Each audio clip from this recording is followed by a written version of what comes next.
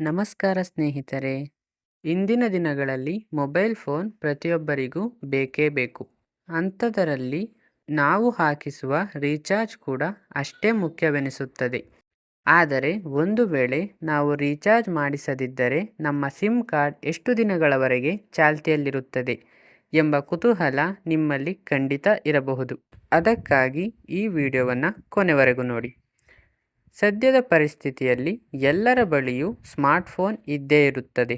ಆದರೆ ಬಹಳಷ್ಟು ಜನ ಒಂದಕ್ಕಿಂತ ಹೆಚ್ಚು ಸಿಮ್ ಕಾರ್ಡ್ಗಳನ್ನು ಬಳಸುತ್ತಿರುತ್ತಾರೆ ಮತ್ತು ಯಾವುದೇ ಒಂದು ನಂಬರ್ಗೆ ರೀಚಾರ್ಜ್ ಮಾಡುವುದನ್ನು ಮರೆತು ಬಿಡ್ತಾರೆ. ಇಂತಹ ಸಂದರ್ಭದಲ್ಲಿ ಆ ಸಿಮ್ ಕಾರ್ಡ್ ಎಷ್ಟು ದಿನ ಆ್ಯಕ್ಟಿವ್ ಆಗಿರುತ್ತದೆ ಮತ್ತು ಯಾವಾಗ ಸಂಪೂರ್ಣವಾಗಿ ಸ್ಥಗಿತಗೊಳ್ಳುತ್ತದೆ ಎಂಬ ಪ್ರಶ್ನೆಗಳು ಕಾಡುವುದು ಸಹಜ. ಸಾಮಾನ್ಯವಾಗಿ ನಿಮ್ಮ ರೀಚಾರ್ಜ್ ವ್ಯಾಲಿಡಿಟಿ ಮುಗಿದ ತಕ್ಷಣವೇ ಔಟ್ಗೋಯಿಂಗ್ ಸೌಲಭ್ಯ ಸ್ಥಗಿತಗೊಳ್ಳುತ್ತದೆ.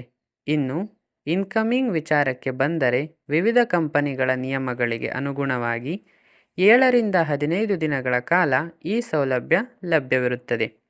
ಹಾಗಾದರೆ ನಿಮ್ಮ ಸಿಮ್ ಕಾರ್ಡ್ ಪರ್ಮನೆಂಟ್ ಆಗಿ ಯಾವಾಗ ಕ್ಲೋಸ್ ಆಗುತ್ತದೆ?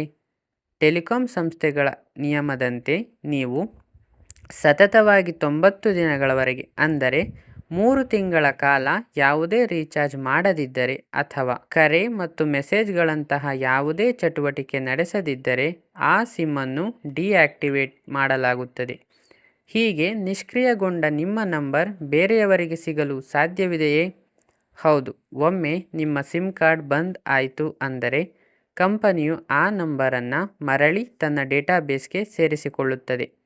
ಇದರ ಅರ್ಥವೇನೆಂದರೆ ಸ್ವಲ್ಪ ದಿನಗಳ ನಂತರ ಅದೇ ನಂಬರನ್ನು ಮಾರುಕಟ್ಟೆಯಲ್ಲಿ ಬೇರೊಬ್ಬ ಹೊಸ ಗ್ರಾಹಕರಿಗೆ ಮಾರಾಟ ಮಾಡಲಾಗುತ್ತದೆ. ಒಂದು ವೇಳೆ ಸಿಮ್ ಬಂದ್ ಆಗಿದ್ದರೆ ಅದನ್ನು ಮತ್ತೆ ಚಾಲ್ತಿಗೊಳಿಸುವುದು ಹೇಗೆ? ನಿಮ್ಮ ಸಿಮ್ ಕಾರ್ಡ್ ಸ್ಥಗಿತಗೊಂಡ 15 ದಿನಗಳ ಒಳಗಾಗಿ ನೀವು ಹತ್ತಿರದ ಟೆಲಿಕಾಂ ಕಚೇರಿಗೆ ಭೇಟಿ ನೀಡಿ ದಂಡ ಪಾವತಿಸಿ ಅಥವಾ ರೀಚಾರ್ಜ್ ಮಾಡಿಸುವ ಮೂಲಕ ಅದನ್ನು ಮರಳಿ ಪಡೆಯುವ ಅವಕಾಶವಿರುತ್ತದೆ.